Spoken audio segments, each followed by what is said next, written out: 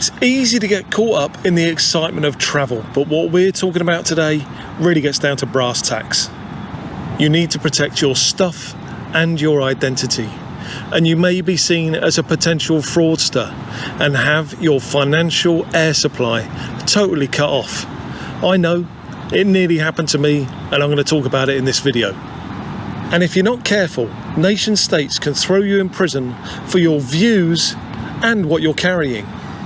Now, you know us, we're good fun people and pretty chilled, but what you're going to learn in this video is we plan and we're intentional about every step of what we do, and even for us, it's come potentially crashing down around our ears. Let's get back to where you saw us last, which was Angao Reservoir, and we're going to talk about your security. So security is multifaceted really, but let's talk about online security. First thing that you should be thinking about is your online presence. Are you critical of the regime in the place you're traveling to? If so, and you do that online, just be aware anyone could be reading that.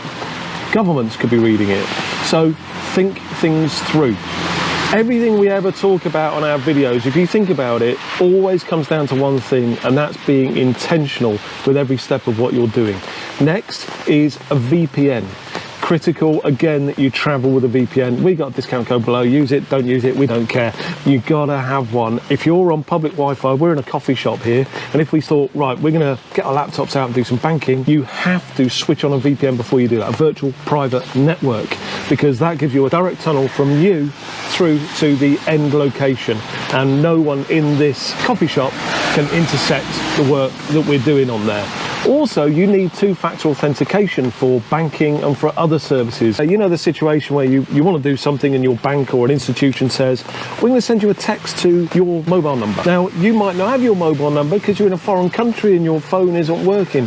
So think about it. Have a plan in place. For people in the UK, we use an application called Device or Expat Phone. Highly recommend you look into that. If anyone's got any questions on it, have a look in the description. We do have a discount. Again, we don't get... What are we doing? We don't get anything on any of this stuff. We keep saying it, but we're not sponsored by anyone. No, we're not. But there's details below. But if anyone's got any questions, stick it in the comments. Happy to answer it. But when it comes to two-factor authentication, another way that you can do that is through an app.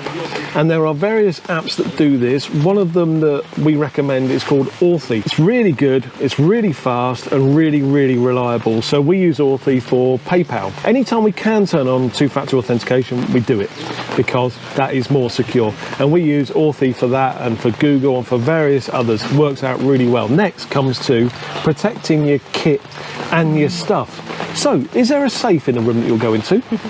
Highly likely not, in fact. So what's the plan? Be intentional. Sarah and I, we employ a lot of security measures wherever we go. You all know what they are? We're not going to tell you, because we employ a lot of security measures, and one of them is not telling people what we do. Actually, I will tell you one, because this is a brilliant tip. Part of resilience is redundancy, so we don't just walk around with one phone, but we have a phone each. Well, not only do we have a phone each, but we have a second phone each as well. So if Sarah's phone is damaged, then we have a second phone that she can use. So what do we do with that second phone? We don't just stick it in the safe or hide it somewhere in our apartment.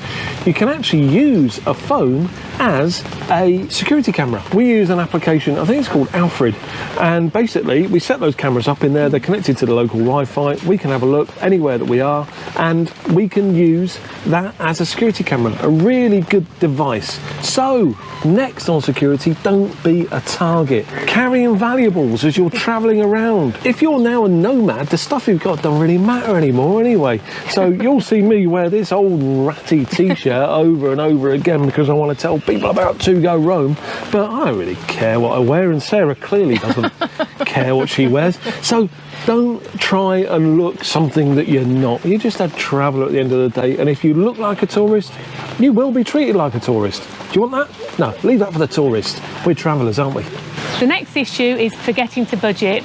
It's critical you've got that budget in place before you start, because when you get there, you're going to get all excited and going to go shopping, you're going to go out for drinks, you're going to go out for restaurants, you're going to pay for taxis. Before you know it, your money's running out and you're like, where's all that gone? So make sure you've got a budget in place before you start. We recommend using a budget app called Travelspend, and we've got a link for it below which gives you a really good discount off the premium version.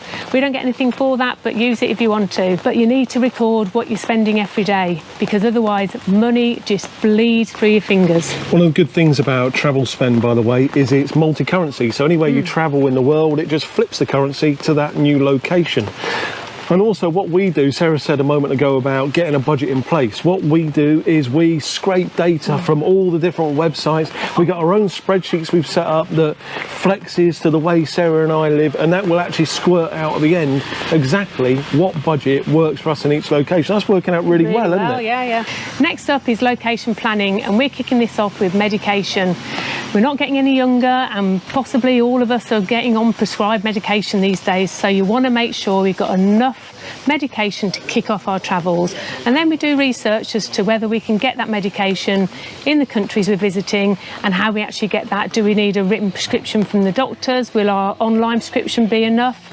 And just how easy it will be for us to get that medication. You know what, there's another thing as well, and that is that depending on where you're going in the world, you may find that your medication is illegal for you to travel with. So we wouldn't want you to travel to a country completely ignorant to the fact that what you're carrying in your case is considered contraband effectively, and for immigration to pull you aside and have a little conversation. So anywhere you're traveling, you should look at exactly what meds you're using and look at what meds that country will allow you to travel in with. And then when you get to your destination, you're going to need some accommodation. So make sure you know what your red lines are in accommodation, and this will probably evolve when you start traveling, because ours certainly did. And there's certain things that you just can't be without now in your Airbnbs or your hotels. So we've got some red lines, and probably sounds ridiculous, doesn't it? But one of our biggest red line is we need to have a sofa that's got arms. Critical. And I think when you start travelling, you'll come up with your own list, and we'll probably say, well, that sounds ridiculous as well. But it's good to know your boundaries, and also think about location. It's all about location. And there's various websites you can use here, like Nomad List is a good one, and they'll actually map out an area where it's like a trendy area, the tourist area. So think about what your criteria is. If you hate noise, you don't want to be in the tourist area. If you like coffee shops, you might want to be in the hipster area. There's another thing often you'll see on these various platforms, you'll see an amazing apartment, you go, wow, and that's so cheap, let's book that one. Don't get taken in, because it might be cheap because you're in the worst part of town and you're in an amazing accommodation, but you're scared to leave the building. So don't get that wrong. What about the local transport? Check what's available. You know, we've talked about rideshare before, but that can become expensive. Have you got public transport? And a good thing to do there is, once you've found the public transport, download all the apps, things like all the maps for the metro, underground, things like that, and then you've got that on your phone ready to use when you get there. Also, when you're looking for your accommodation, have a look into whether you are close to a bus stop or a train station. Right, next, and this is the last, and actually I'm going to tell you a little story here, which is why we nearly needed to head back to the UK, and that is in the subject of finance and banking. First of all, bank card validity. Check all of your cards before you go. How long have you got left on them? If they're going to be running out while you're away, order new cards. Make sure you got all of those available for you. Next, you want to be exchanging money before you go, but don't do too much. Just have walk-in money. Have money that you need for the first couple of days. But what you should be doing before you leave, being intentional again, is look at the banks in the location you're going to. And different banks will charge different rates for ATM fees. So find out the best one. So for example, here in Thailand, we found a bank called Aeon, which charges the least for any transaction and will actually let us take out the most amount of money each time as well, which minimises again the percentage of that transaction fee. Incidentally, for our American viewers, Charles Schwab, everyone talks about it. They will actually give you money back on any transaction from an ATM, so they're pretty damn good. So now onto that story. I was being very, very smart here, and being too smart can sometimes get you in hot water. We were involved in a transaction last week which meant that I wanted to pay somebody else in Thailand a fairly significant amount of money. Now, I'm always concerned when I'm sending any money bank to bank that is it going to end up in the final destination that I hope. So something I've always done over the years is if I'm paying someone a lot of money is I'll get their bank details and I'll send them £1 and then wait for them to say, yep, got it, and then I'll send them the rest of the money. So I sent £1 to this other place and they didn't receive it. So I sent a second £1 and they received it. Well, okay, bit dodgy, but okay, maybe that's the first one. You know what I mean. It may be in a transaction cycle somewhere. So then I went to transact a large sum of money, and I didn't get an error message, but it just didn't seem to complete. It just went back to the screen I was on before. I looked at my balance hadn't changed, no error. Bit weird. I'll do that again. So I did it again, no error. Went back to the same transaction screen. Very odd. So I gave the bank a call. And then I was on the phone for about an hour and things turned a bit difficult. First of all, the person in the bank said to me, yeah, so if it's a fraudulent transaction, we will often find that the fraudster will send through a small amount of money before sending through a large amount of money. But you sent through a large amount of money twice, which looks dodgy as well. I'm not sure that's the word she used. I said, yeah, that's because your bank didn't give me any kind of message. So I didn't know if it had gone. Oh, we always give you a message. No, you didn't give me a message. I need to put you through to the fraud team. So I went through to the fraud team. Yeah, so we find if someone sends through a transaction of a very small amount, yeah, so I explained the same thing again. Right, I think you need to come into a branch. Yeah, I can't come into a branch because I'm in Thailand. Are you using a VPN? Yes, I am using a VPN. Well, that's a problem. Oh, right, so you want me to do my banking without a VPN? Oh, no, we want you to do your banking with your VPN if you're in a foreign location. Right, so what do we do here? So basically, they thought I was a fraudster. I was telling them everything they need. I said, I used to work for a bank. I was going to say, you're saying I'm an ex-employee. I got trained on this every month. I'm not a fraudster, and I can't come into a branch.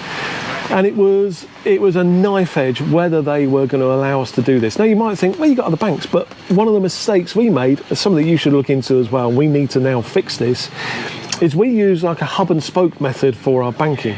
And that bank is our hub, and every other transaction is a spoke off that. So we've got different banks that we send money to from this bank. And we send a bit there, we send a bit there, send a bit there. But if the hub goes down, all the spokes fall apart. And that was our problem.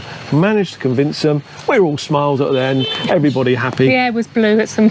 We went and got a beer, because I needed a beer. Yeah. It's only while editing this video I realised that we didn't quite explain what a knife edge we were on with that bank. They kept putting me on hold, and at one point they thought I was on hold and I wasn't. And I heard someone in the background say, tell him we're freezing all of his accounts. Call his bluff. And this isn't all the travel advice we've got. If you watch this video here, that is packed full of more travel advice that you wouldn't have seen elsewhere.